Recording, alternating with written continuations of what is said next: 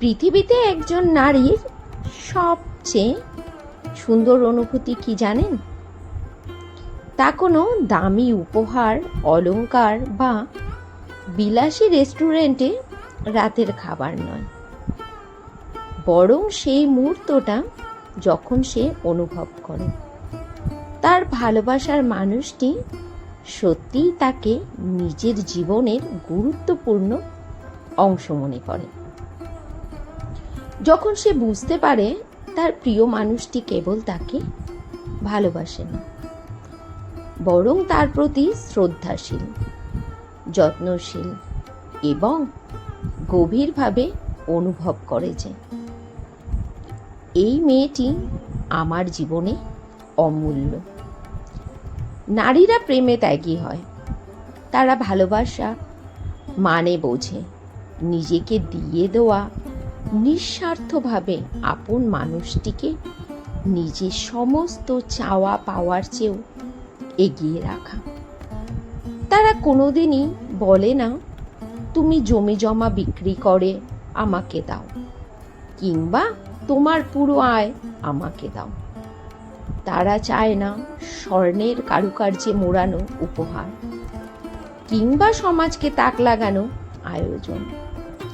তারা চায় শুধু একটু আন্তরিকতা, একটুখানি সময়, কিছু আন্তরিক শব্দ আর সম্মান, যা তাকে মানুষের মতো মানুষ হয়ে বাঁচতে দেয়। একজন নারী যখন কাউকে ভালোবাসে তখন সে তার ভেতরের প্রতিটি অনুভব, প্রতিটি আবেগ, প্রতিটি স্বপ্ন ভাগ করে নেয় সেই মানুষটির সাথে। সে চায় না অঢেল সম্পদ, সে চায় বিশ্বাসযোগ্যতা, সে চায় এমন একটা কাঁধ যেখানে সে নিজের ক্লান্ত মাথা রেখে কিছুক্ষণ নিশ্চিন্তে চোখ বন্ধ করে থাকতে পারে। সে চায় এমন একজন মানুষ যার চোখে নিজের জন্য শ্রদ্ধা দেখতে পায়, যার কথায় নিজের অস্তিত্বের স্বীকৃতি মেলে। কিন্তু আফসোসের বিষয় হচ্ছে পৃথিবীর অনেকেই নারীর মূল্য বোঝে, কিন্তু মূল্যায়ন বোঝে না। নারীরা অনেক সময়ই এমন মানুষের ভালোবাসায় পড়ে যারা তাদের পেয়ে যায়, কিন্তু বোঝে না তারা কি পেয়েছে। যখন একটি মেয়ে নিজের সবটুকু দিয়ে কারো পাশে দাঁড়ায়, তার প্রতিটি নিঃশ্বাসে, প্রতিটি প্রার্থনায় সে মানুষটির নাম রাখে, তখন সে একটাই আশা করে, তুমি যেন আমায় বুঝো, আমায় সম্মান করো, আমায় সেই গুরুত্ব দাও যেটুকু আমি প্রকৃতপক্ষে ডিজার্ভ করি। ভালোবাসা মানে কেবল প্রেমের কথা বলা নয়, ভালোবাসা মানে কখনো না বলেও তাকে অনুভব করিয়ে দেওয়া যে সে নিরাপদ, সে কারো জীবনে অপ্রয়োজনীয় নয়, বরং গুরুত্বপূর্ণ, অদ্বিতীয়। ভালোবাসা মানে তার পাশে দাঁড়ানো তখন যখন সে নিঃস্ব, কাঁদছে, ক্লান্ত। ভালোবাসা মানে তার হাতে হাত রাখা তখনও যখন পুরো দুনিয়া তার বিপক্ষে দাঁড়ায়। নারীরা আসলে চায় খুব সামান্য, তাকে কেউ একজন মন দিয়ে বুঝুক, মানুষ হিসেবে সম্মান করুক, তার চোখের ভাষা পড়ুক, মুখের অভাব শুনুক, আর তার অস্তিত্বকে এমনভাবে গ্রহণ করুক যেন সে শুধুই প্রয়োজন নয়, সে প্রিয়জনও।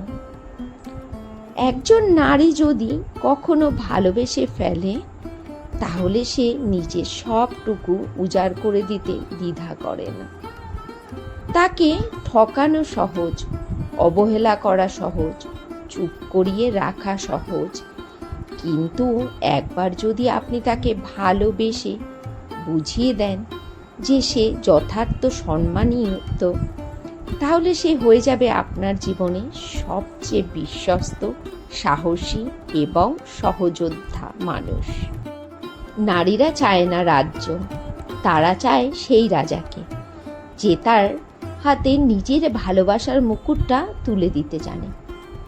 তারা চায় এমন এক মানুষ যার বুকের মাঝে তারা নিশ্চিন্তে বিশ্বাস রেখে ঘুমোতে পারে, যে মানুষটি তার কান্না না দেখেও বুঝে নেয় তার হাসির আড়ালে লুকিয়ে থাকা বেদনার কথা, যে তাকে সম্মান করে শুধুমাত্র নারী বলে নয়, বরং একজন পূর্ণাঙ্গ মানুষ হিসেবে।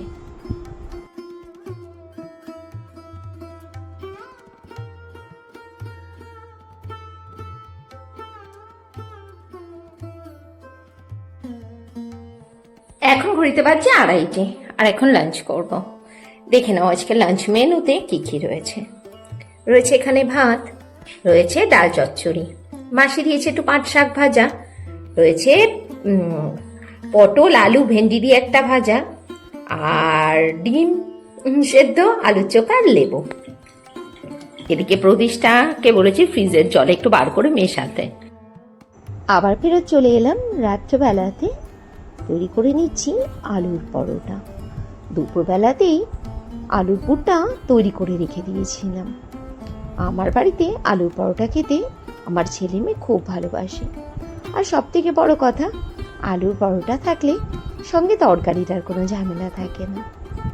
আজকের ভিডিওটি কেমন লেগেছে সেটি কিন্তু অবশ্যই কমেন্টস করে বলো। আর ভিডিওটিতে অবশ্যই একটা লাইক করে দিও। আর চ্যানেলে যদি আজ প্রথম এসে থাকো তাহলে প্লিজ চ্যানেলটি সাবস্ক্রাইব করে আমার পরিবারের সদস্য হয়ে যাও।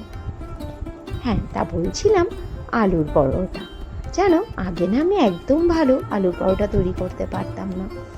এখন খুব ভালো আলুর পরোটা করতে শিখে গেছি। আমার ছেলে কি বলে জানো?